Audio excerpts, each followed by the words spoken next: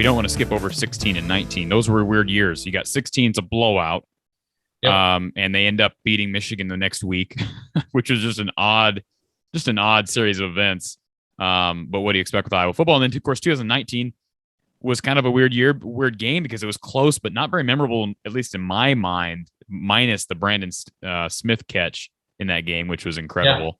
Yeah. But that was a disappointing game. I mean, 12 points. They could not protect Nate Stanley, Robert Windsor. I remember time after time up the middle, hitting Iowa.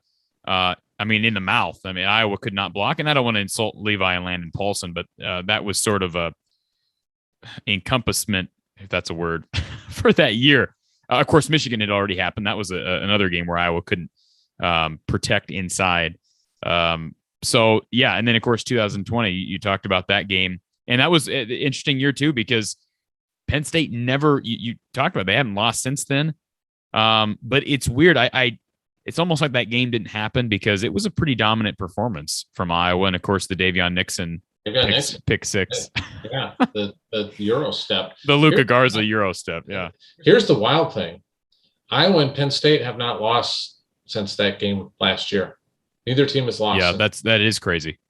I mean, something's going to give this week, but and that was Penn State losing their first 5 games of the year last year and just hitting rock bottom. And then that next week, they just pick it up and they won their last 4. And, they haven't lost this year. So it's interesting.